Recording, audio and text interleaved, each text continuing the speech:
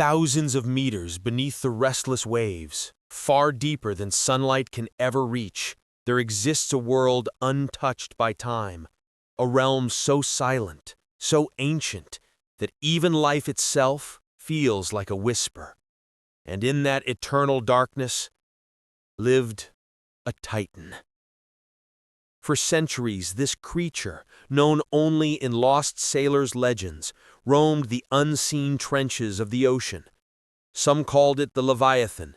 Others believed it was the last descendant of a species older than humanity itself. But among researchers and deep-sea explorers, it came to be known as the deep-sea Titan, the largest and most mysterious creature to ever exist beneath the oceans. Its body was massive, stretching longer than the biggest blue whale ever recorded.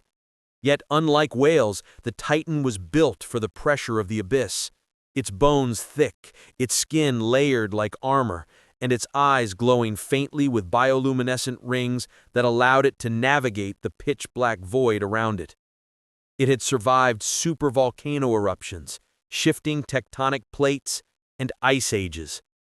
It had witnessed Earth's darkest moments and brightest dawns. It was ancient, patient, and impossibly resilient. But even titans do not last forever. The deep sea is usually calm. Temperature barely shifts, currents move slowly, and life adapts quietly. But over the last few years, something began to disturb the balance. The water around the Titan grew warmer, unusual vibrations echoed through the trenches, and new currents, fast and violent, twisted the deep like something was stirring the earth itself. At first, the Titan ignored it. The ocean had changed many times before, but soon, the change became impossible to ignore. The once familiar seafloor trembled, the chemical makeup of the water grew toxic. Strange metallic tastes filled the currents, signs of pollution drifting down from the surface. And for the first time in centuries, the Titan felt something unfamiliar. Weakness. It breathed using specialized chambers that filtered oxygen from the water. But now the oxygen levels were falling, not slowly, but rapidly. The Titan's massive body needed enormous amounts of oxygen to survive, but the deep sea was suffocating. Every breath became harder. Every movement felt heavier. Far above, on the surface, humanity was unaware that the ocean's greatest creature was dying, but they were about to meet it, without knowing it was their fault. A deep-sea research submersible, the Eclesso, descended into the trench. The crew's mission was simple: explore the newly discovered seismic activity below. They had no idea that they were entering the territory of a creature older than their species. Inside the submersible, dim lights flickered over the control panels as the team watched the outside cameras. Darkness surrounded them on all sides. Only the sub's lamps pierced the void. As they reached deeper levels, a strange vibration brushed against the hull. Soft at first, then stronger. The pilot frowned. "Did you feel that?" "Probably the tectonic shifts," another replied. But deep down, they all sensed something else. Something alive. Suddenly, the sonar pinged. Once. Twice. Then froze. A massive shape was approaching them. Slowly, deliberately. The crew stared at the screen in stunned silence. "It's enormous. No whale reaches this depth. What is that?" And then they saw it. The glowing rings, two enormous circular eyes staring through the darkness. The Titan. Not attacking, not curious, just tired. Its movements were slow, heavy, as if dragging a weight far too old to carry. It circled the submersible gently, brushing past it with the force of a moving mountain. The crew was terrified, but mesmerized. They had discovered a living legend. But the Titan wasn't there for them. It was searching for something, or someone. It was searching for a place to rest. In the days that followed, currents shifted violently, underwater volcanoes awakened, earthquakes shook the trenches. Humanity thought it was a geological event. But deep in the abyss, the Titan's strength was fading. One final tremor shook the seafloor. Sediment clouds rose like underwater storms.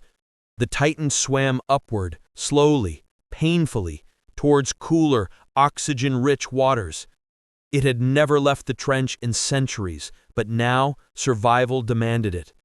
With every beat of its massive heart, the ocean around it pulsed like thunder. Fish fled. Smaller predators vanished. The king of the deep was rising. But the ocean did not welcome its ascent. The water burned with chemical waste. Plastics drifted like ghosts, and the upper layers, once filled with life, were almost empty. For the first time, the Titan understood. Its kingdom had changed. Its world was dying, and so was it. It swam slower and slower, every breath a struggle. And in that moment, the ocean, the same ocean that had nurtured it for thousands of years, fell completely silent. The Titan took its final breath, and what happened next changed everything. As the deep-sea Titan continued its silent journey downward, the surrounding darkness thickened into something almost physical, like velvet shadows pressing against the metal hull. At 7,800 meters, the last traces of sunlight were long gone. Only the sub's faint exterior lights carved out tiny tunnels of visibility in a world that did not welcome visitors. Inside, an uneasy stillness spread among the crew. The hum of the engines seemed quieter. The internal air felt heavier, colder. Even though they were trained for this environment, a primal instinct whispered inside each of them. Humans were never meant to be here. Captain Aiden broke the silence. "Pressure reading?" "Stable, for now," Mira replied, though her voice trembled slightly. "But the sensors are picking up micro-destructive stress on the outer shell. Nothing critical yet." Aiden nodded. "Proceed." The Titan continued descending. A strange signal. At 8,200 meters, something unexpected blinked onto the radar. A pulse. Not mechanical, not natural. Something rhythmic, alive. "It's a signal," Kai whispered, repeating, almost like a heartbeat. Aiden frowned. There shouldn't be anything down here capable of that. But the pulse grew stronger, louder, closer.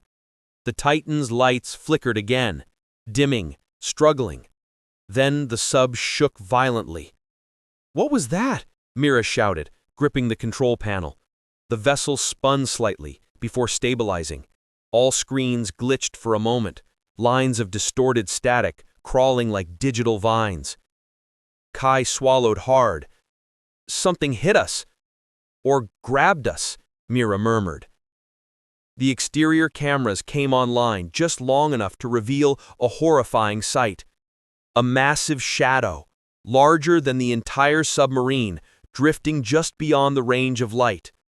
It didn't move like a whale. It didn't glide like a shark. It pulsed, its shape shifting in slow, unsettling waves as if its body was made of fluid darkness.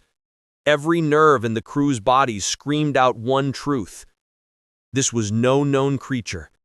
The Titan's lights flickered again, dimming, struggling, and in those flickering flashes, they saw them.